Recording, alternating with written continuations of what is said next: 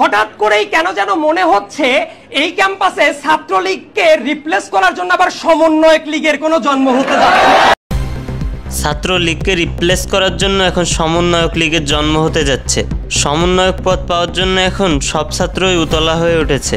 সমন্বয়ক হওয়ার জন্য ছাত্ররা এখন মারামারি খুনোখুনিও করছে। সম্প্রতি চট্টগ্রাম বিশ্ববিদ্যালয়ে কেন্দ্রীয় সমন্বয়কদের মতবিনিময় সভায় সমন্বয়ক ও সাধারণ ছাত্রদের মধ্যে মারামারি ও হাতাহাতির ঘটনা ঘটে। সারা দেশে বৈষম্য নিরসনের লক্ষ্যে তৈরি হয়েছিল বৈষম্য বিরোধী ছাত্র সংগঠন।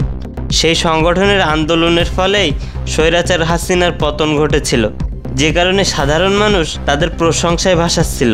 কিন্তু বর্তমান বৈষম্য বিরোধী ছাত্র সংগঠনের নামে বিভিন্ন অপকর্ম করা হচ্ছে।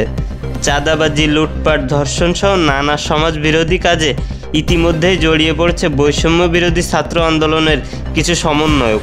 তাছাড়া সমন্বয়ক পদ পাওয়ার জন্য নিজেদের মধ্যে মারামারি হানাহানিও করছে সাধারণ ছাত্ররা। সম্প্রতি হাসনাত আবদুল্লাহর এক মতবিনিময় সভায় এরকম ঘটনা ঘটেছে বলে জানা যায়। আর এরকম কর্মকাণ্ডের পরই এখন প্রশ্নবিদ্ধ বৈষম্য বিরোধী ছাত্র সংগঠন। সাধারণ মানুষ বলছে ছাত্রলীগের পরিবর্তে এখন সমন্বয়ক লীগের জন্ম হতে যাচ্ছে।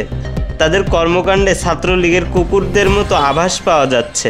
আর এখন প্রায় সব ছাত্র সমন্বয়ক হওয়ার জন্য ব্যাকুল হয়ে উঠেছেন। প্রিয় দর্শক, সমন্বয়ক পদ পাওয়ার জন্য মারামারির মতো ঘটনাকে আপনি কিভাবে দেখছেন? অবশ্যই সেটা কমেন্ট করে জানিয়ে দিন।